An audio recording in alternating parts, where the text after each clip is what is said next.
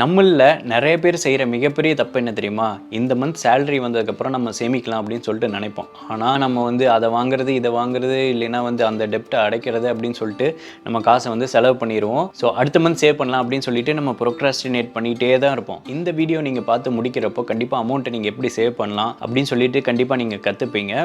நான் தான் உங்கள் Yuvi. Welcome back to my channel. இப்போ தான் நம்ம சேனலை ஃபஸ்ட் டைம் பார்க்குறீங்கன்னா கண்டிப்பாக சப்ஸ்கிரைப் பண்ணிடுங்க. பக்கத்தில் இருக்க பெல் ஐக்கானையும் அழுத்திடுங்க. வாங்க இப்போ நம்ம அமௌண்ட் எப்படி சேவ் பண்ணுறது அப்படின்னு சொல்லிட்டு பார்ப்போம்.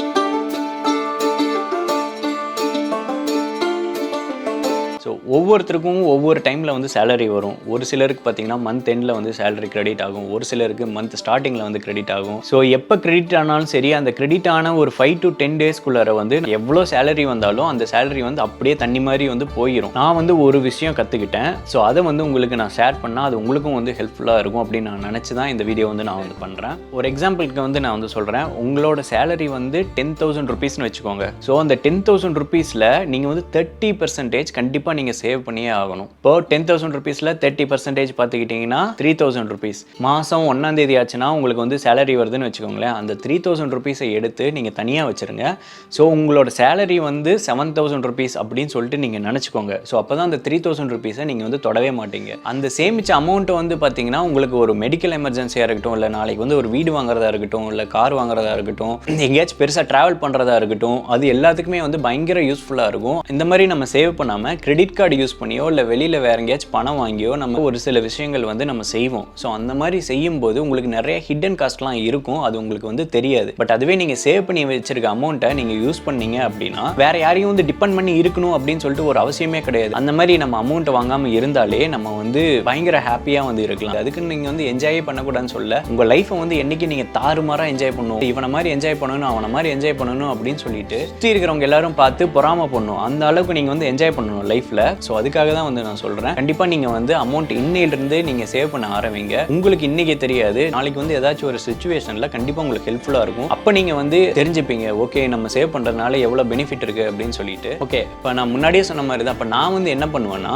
இதுக்கு முன்னாடி ஒரு கம்பெனியில் வேலை பார்த்துட்டு இருக்கும்போது என்னோட ஃப்ரெண்ட்ஸ் வந்து Qapital அப்படின்னு சொல்லிட்டு ஒரு ஆப் சொன்னாங்க. அந்த ஆப் வந்து என்ன பண்ணும் அப்படின்னு பார்த்தீங்கன்னா, அந்த ஆப்பில் வந்து நம்ம நிறைய ரூல்ஸ் செட் பண்ணி வச்சுக்கலாம். அதில் வந்து ஒரு எக்ஸாம்பிள் வந்து நான் சொல்கிறேன். நம்ம ஒரு கடையில் போய் ஒரு பொருள் வாங்குறோம். அந்த பொருளோட விலை வந்து 10 ரூபா 50 காசுன்னு வச்சுக்கோங்க. 10 ரூபா 50 காசுல இருந்து 50 காசு எடுத்து நம்ம சேவிங்ஸில் போட்டுருவோம். ஸோ 11 ரூபா நம்ம அந்த ப்ராடக்ட்டுக்கு வந்து நம்ம பே பண்ணுற மாதிரி. ஸோ அந்த மாதிரி நிறைய ரூல் இருக்குது. இப்போ 1ஆம் தேதி நமக்கு சேலரி கிரெடிட் ஆகுதுன்னா அதுல இருந்து 30% எடுத்துக்கோ இந்த அன்னைக்கு அப்படின்னு சொல்லிட்டு ரூல் வந்து நம்ம செட் பண்ணிக்கலாம். ஸோ அந்த மாதிரி நிறைய ரூல் வந்து அதில் இருக்குது. ஆப்பில் வந்து ஒரு சில விஷயங்கள் என்னென்னா, நமக்கு ஏதாச்சும் ஒரு எமர்ஜென்சி சுச்சுவேஷனில் நம்ம அந்த அமௌண்ட்டை எடுக்கணும் அப்படின்னு நினச்சோன்னா அது உடனே எடுக்க முடியாது. ஒரு 2 to 10 business days வந்து ஆகும். ஸோ அதுக்காக நான் வந்து என்ன பண்ணேன், நான் வந்து 300 பேங்க்கில் வந்து நான் அக்கௌண்ட் ஓப்பன் பண்ணி என்னோட சேலரி வர அன்னைக்கு ஒரு சர்டைன் பெர்சன்டேஜ் வந்து இந்த பேங்க்கில் போய் டெபாசிட் ஆயிரும், இன்னொரு சர்டைன் பெர்சன்டேஜ் வந்து இந்த பேங்க்கில் போய் டெபாசிட் ஆயிரும். அந்த கார்டு வந்து நான் என்றைக்குமே யூஸ் பண்ணவே மாட்டேன். அது வந்து சேவிங்ஸ் அப்படின்னு சொல்லிட்டு நான் அதை ஃபிக்ஸ் பண்ணி வச்சிருப்பேன். இந்த கார்டு தான் வந்து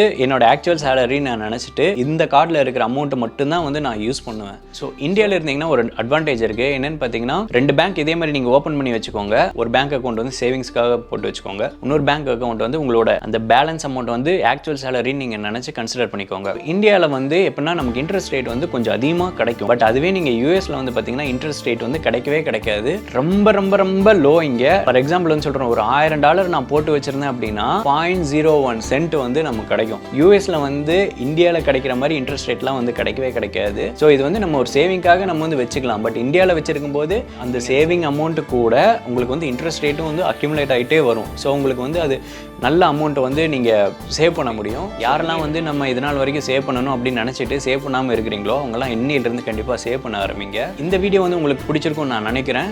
ஸோ இந்த வீடியோ வந்து உங்களோட ஃப்ரெண்ட்ஸ் எல்லாருக்குமே வந்து ஷேர் பண்ணுங்கள். அவங்களுக்கும் வந்து பயங்கர ஹெல்ப்ஃபுல்லாக இருக்கும். அடுத்த வீடியோவில் சந்திக்கிறேன். அது வரைக்கும் பை பாய்.